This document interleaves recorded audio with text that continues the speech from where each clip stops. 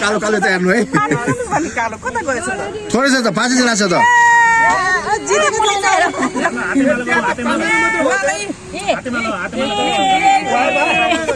यसो गर्नु जस्तो लागिरहेछ तपाईको प्रेडिक्सन के छ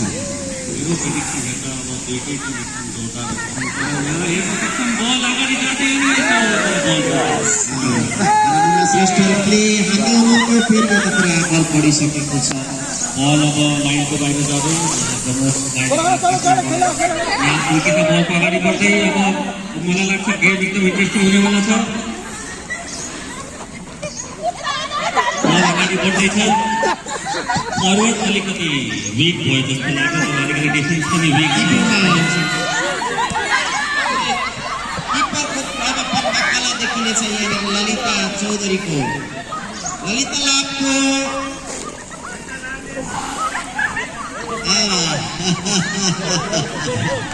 अलियो राम्रो छ अब गोलकिपरले खोज्दै हुनुहुन्छ गोलाई फाल्नुहुन्छ उहाँ पनि लाग्नुभयो उहाँले राम्रो डिफेन्डरले हेरेको पास भए पनि अरूले एकजनाले बल हान्न कोसिस गर्दै थियो तर सुन पनि पाएन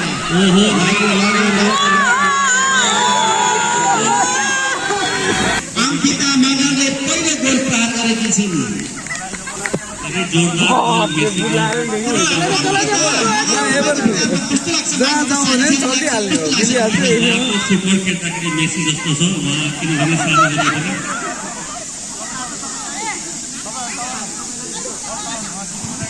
थाहा छ तपाईलाई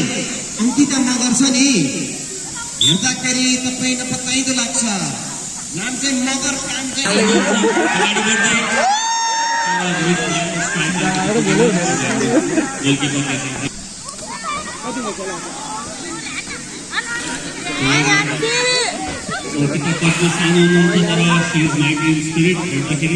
धेरै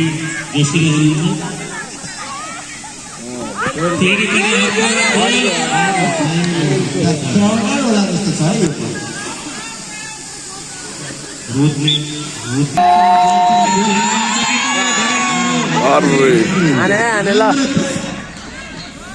रेणुका भाउजूले धेरै राम्रो डिफेन्स गर्नुभयो रेणुका विश्वको बर्लिनको पर्खाल बढेर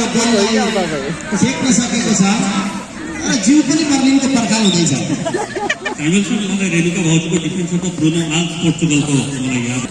बिचारा एम्पायरलाई पनि बडो डिसिजन गर्ने गाह्रो भइरहेछ के गरौँ भइरहेछ बल फेरि डायमन्डमा बाहिर अनि फ्री किकको लागि तयार ब्ल्याक टिम अब चाहिँ केही नयाँ फेरि अंकिताको हातको बल अब फेरि एउटा गोलको उम्मेद छ यहाँ अंकिताले पास गर्दैछ बल यता दिन अलिक गाह्रो भइरहेको छ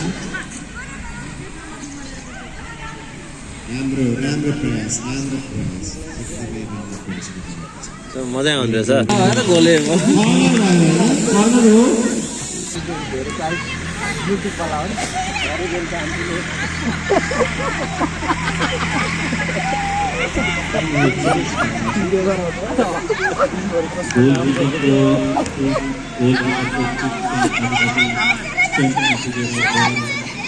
फेरि व्हाइट टिमको यशोदा रेजिनाले फुटबल गर्दैछ रेजिनाले बल प्रहार गर्न लाग्दैछ फेरि बल पुस्को रेजिनाले बललाई प्रयास गर्दैछ त्यही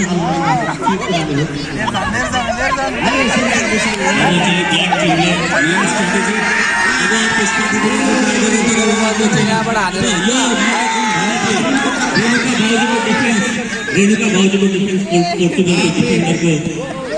झलक देखेर किन गरिदिनु भएछ त सरिता दिदीले पनि एउटा राम्रो खेल्नुभयो अब चाहिँ डिफेन्डरले पार गर्ने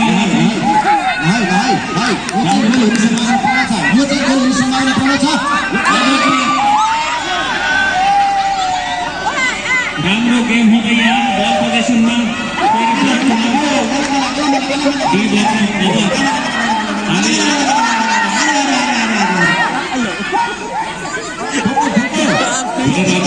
फेरि पनि व्हाइट टिमको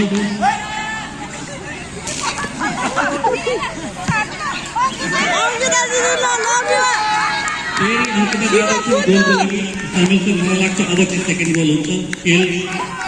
शेष हुनुभन्दा अगाडि सेकेन्ड गोल कुन व्हाइट गोल अब सेकेन्ड फेरि राम्रो डिफेन्स राम्रो डिफेन्स गर्नु हुन्छ गेम जित्यो